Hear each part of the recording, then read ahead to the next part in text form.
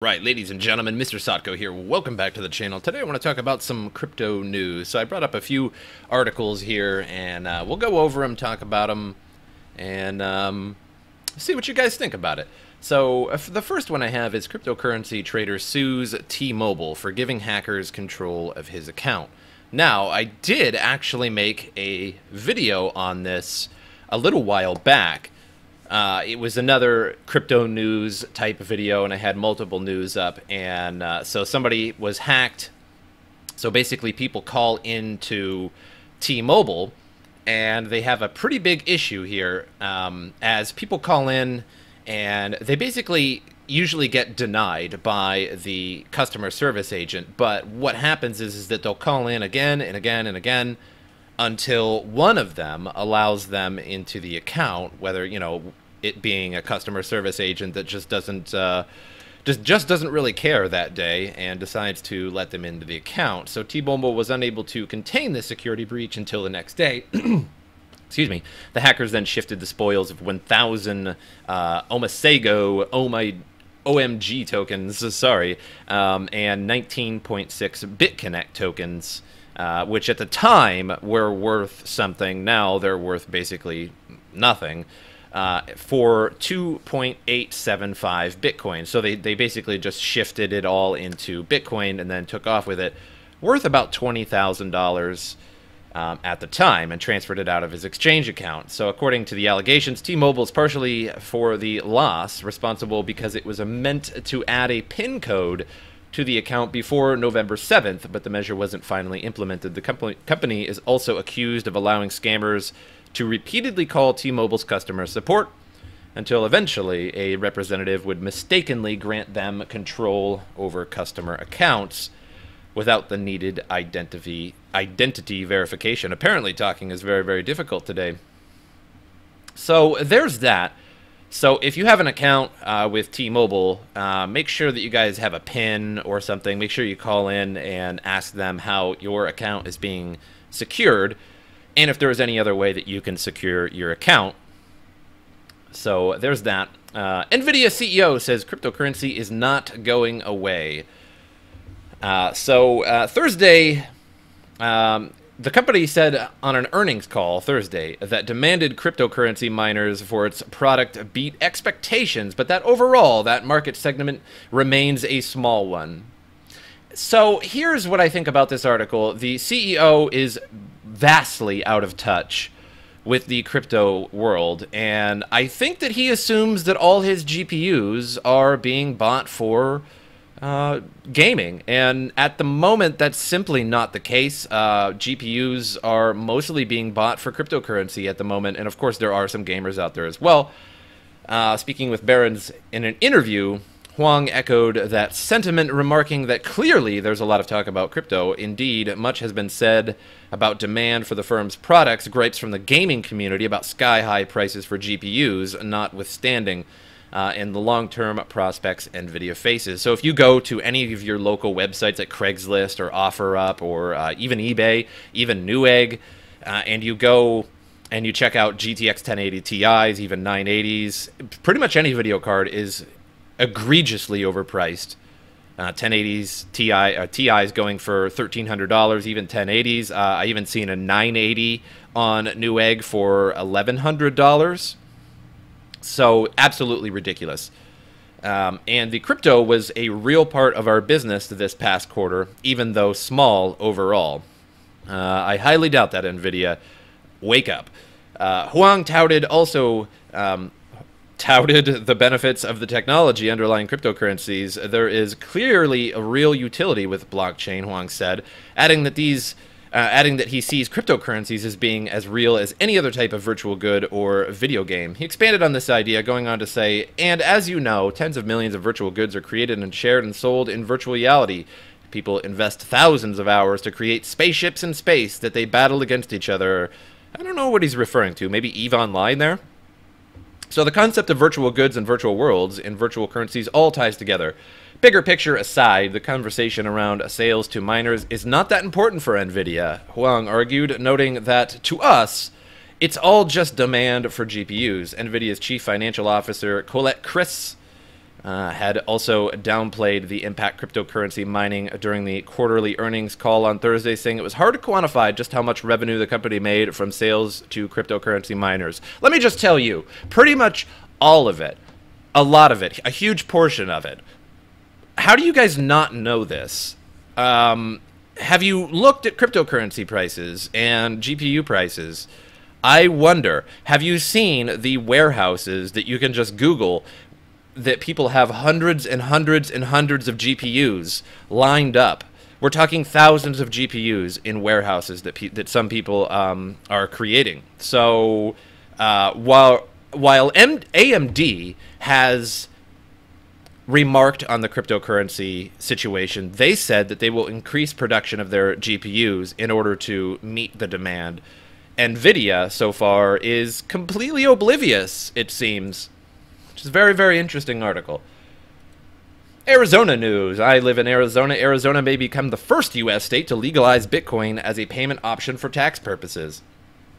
Bills to that end have been advancing in the state legislature. Talking. With one of them already passed by the Senate Finance Committee. First reading of a draft law regulating ICOs has been scheduled too. The Grand Canyon State is sending a signal to everyone that it will be the place to be for cryptocurrency.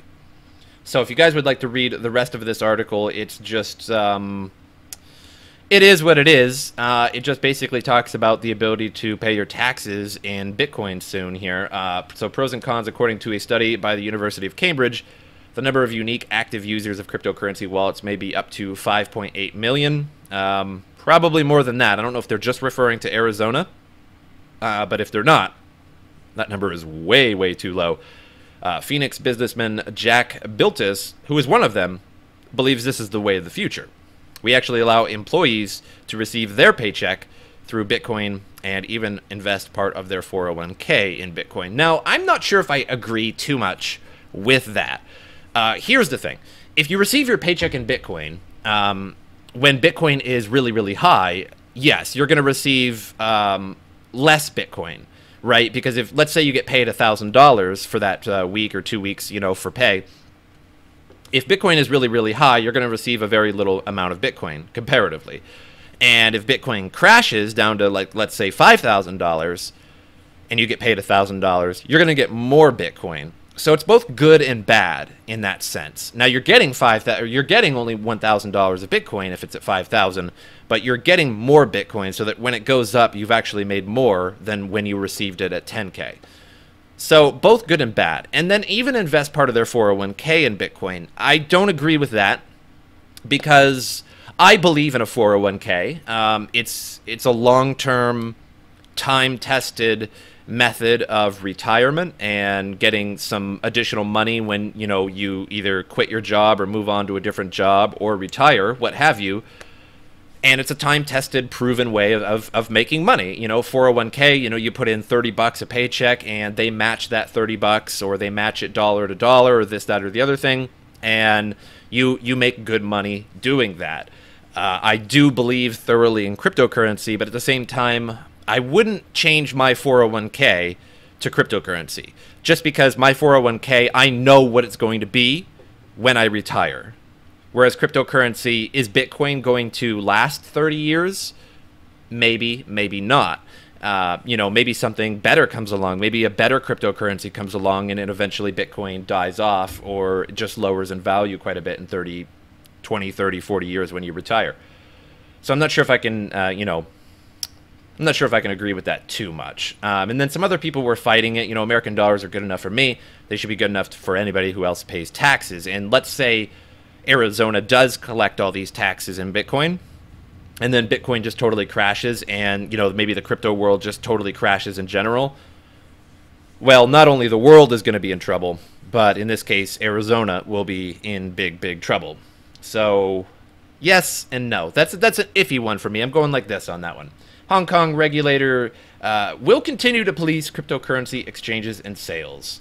So Hong Kong's financial regulator vowed to keep policing cryptocurrency and ICO markets Friday during a fresh warning to potential investors.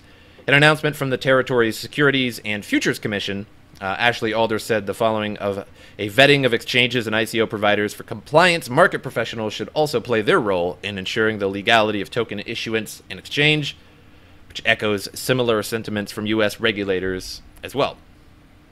So Hong Kong has sought to strike a balance between permissiveness and investor protection regarding cryptocurrency and ICO regulations. That's in contrast to mainland China, where crypto trading and ICOs are both de facto banned. Lawmakers have chosen a middle-of-the-road approach in Hong Kong. So if you don't know the difference between Hong Kong and mainland China, that's okay. But Hong Kong is in China, but it is a city-state. So a city-state, for example, is like Singapore. So there is Singapore, but there's also the city-state Singapore, where there's additional laws and in their own currency. So Hong Kong has like their own currency compared to mainland China. Another example of a city-state, a half example of a city-state, is Washington, D.C. in the United States.